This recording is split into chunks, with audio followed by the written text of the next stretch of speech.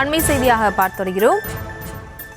தாவேக நிர்வாக குழு தலைமை ஒருங்கிணைப்பாளர் செங்கோட்டையன் பயணம் செய்த விமானம் திருப்பி விடப்பட்டிருக்கிறது. சிக்னல் கோளாறு காரணமாக திருப்பி விடப்பட்டுள்ளது. அந்த அண்மை செய்தியை பார்த்து வருகிறோம். விவரங்களோடு இணைகிறார் இந்த செய்தியாளர் அருண். அருண் வணக்கம். மேலும் விவரம். பிரியங்கா வணக்கம். அதாவது அதிமுகவிலிருந்து நீக்கப்பட்ட பின்னர் முன்னாள் அமைச்சர் செங்கோட்டையன் தாவேகாவில் இணைந்திருக்கிறார்.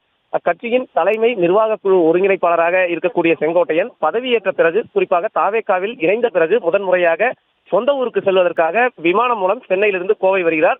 அவர் இண்டிகோ விமானத்தில் பயணம் செய்த நிலையில் அந்த விமானமானது 1:40 மணிக்கு கோவை விமான நிலையத்தில் தரையிறங்கும் என கூறப்பட்டிருந்தது.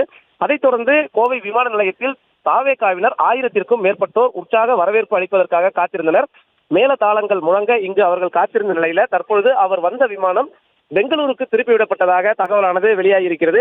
இது தொடர்பாக இண்டிகோ விமான நிறுவனத்தினரிடம் நாம் விளக்கம் கேட்டபொழுது, தொழில்நுட்ப கோளாறு காரணமாக விமானம் பெங்களூருக்கு திருப்பிவிடப்பட்டதாகவும், விமானத்தில் எந்த விதமான கோளாறு இல்லை, ஆபரேஷனில் கோளாறு ஏற்பட்டிருக்கிறது, அதன் காரணமாகத்தான் விமானம் திருப்பிவிடப்பட்டிருக்கிறது என்று கூறியிருக்கிறார்கள். அதே வேளையில் அந்த விமானமானது பெங்களூருக்கு சென்று 4 மணி அளவில் தான் கோவைக்கு வரும், கோவை விமான நிலையத்திற்கு வரும் என்ற தகவலையும் அவர் தெரிவித்திருக்கிறார்கள். எனவே காலை சுமார் ஒரு 2 மணி நேரத்திற்கும் மேலாக இந்த விமான நிலையத்தில் நீண்ட நேரமாக காத்திருந்த அந்த தாவேகா தொண்டர்கள் தற்பொழுது இங்கிருந்து கொஞ்சம் கொஞ்சமாக கலைய துவங்கியிருக்கிறார்கள்.